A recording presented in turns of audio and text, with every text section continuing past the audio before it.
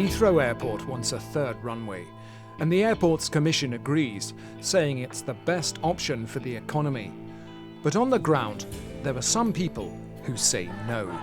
No ifs, no buts, no third runway! And with a government decision due soon, they're escalating their campaign. This has been the best demonstration because they don't know where we're going to hit next. Taking it right to the doorstep of Heathrow's executives. You're taking our homes, mate. This is the story of 1 month with the resistance to Runway 3. It's just after 6 a.m. and Cameron is preparing for a big day. I'm in court with everybody else, and we're all being tried together as one group. He's one of 13 activists who blocked a runway at Heathrow back in July. The group they belong to is called Plain Stupid, set up to campaign against airport expansion. And those taken to court will face trial next year. But some of the people supporting them aren't activists, but villagers like Veronica. You look really worried. Don't worry about it, Veronica. Well, I am worried about you lot. I've lived here for 43 years. We bought the house when we first got married, and we've been there ever since.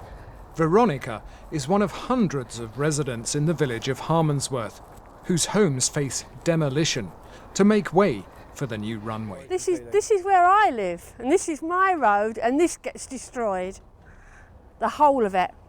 This is our house. And if anybody comes to me and says, shouldn't have bought it in the first place, you mean, we were here first. Tell me about the kitchen. This was done when David Cameron said, no ifs, no buts. So we said, OK, no ifs, no buts, we'll do our kitchen. Probably getting on for about 20,000, I would have thought. Well, what can you do? Oh, look, when we first met. Oh, look, this is our house. This is our house when we first moved in. We were very proud, weren't we? Yeah. I don't want to look at them. These are happy times. Yeah, and now we've got no future. And now we've got no future. Later that day, some of the villagers met above a pub. They've been campaigning against the third runway for years. Someone find a pew. But one man, a builder called Neil, is now trying something new. I went into the tunnel, I put my hazard lights on, slowed the traffic down behind and did a 3-point turn in the tunnel. For 20 minutes in July, he blocked the tunnel that leads to Terminals 1, 2 and 3, and he was fined £600.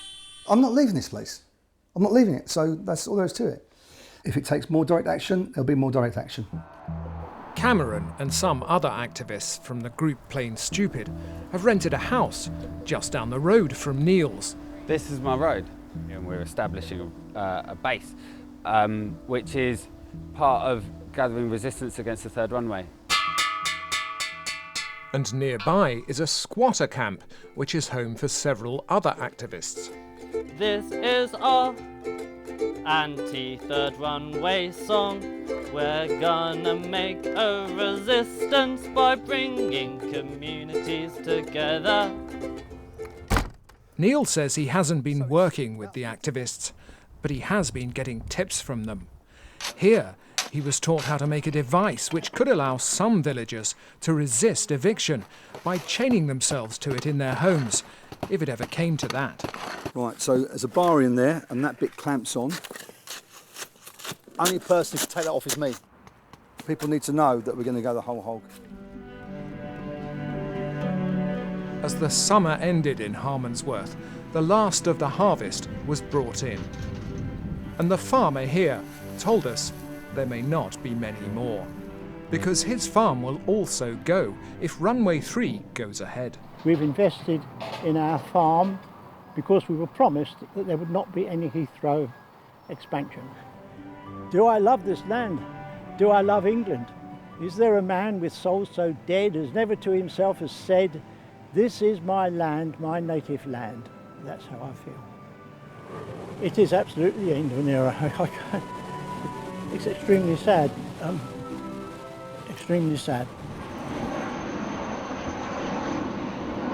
Heathrow Airport says the compensation scheme on offer to those who lose their homes is very generous, market value plus 25%. And it says independent polling in 12 boroughs around the airport shows more people support a third runway than oppose it. It also says noise levels won't be as bad as some villagers fear. I can't live with that, I can't. Because aircraft are getting quieter, so in future, fewer people across London will be affected, even with Runway 3. It's starting a trial of a steeper flight path, which should mean that planes are quieter as they land because they're higher up. Aircraft will normally come into land at 3 degrees, and what we're starting to trial at Heathrow is slightly increasing that to 3.2 degrees. For every quarter of a degree that you increase that angle, the area of the noise footprint around the airport could fall by between 5 and 10%. The long-term ambition is to increase to 3.5 degrees. We can affect fewer people in future from noise at Heathrow with a third runway than we do today. But what, I wondered, did he think about the protests against Runway 3 and the statements that there could be more to come? Where there's protests, where people are interrupting the airport operations, that is a concern, but we do support the right for peaceful protest. But just a few days later, this Heathrow executive's patience would be tested. Come on then, let's get round there quick. Veronica joined other Harmondsworth villagers Morning, lovely people. on a coach trip organised by Neil. We are going to the home, please don't text this to your mates. We're going to the home of John Holland Kay. John Holland Kay is the chief executive of Heathrow Airport. And his house isn't under threat. Where does he live? Oxford! When their coach arrived, they made their point We'll put a runway on his doorstep. No third runway! and then moved on to the home of Heathrow's Director of Corporate Responsibility, Matt Gorman, who we heard from before. I will go in and unroll the first half of the runway on his drive.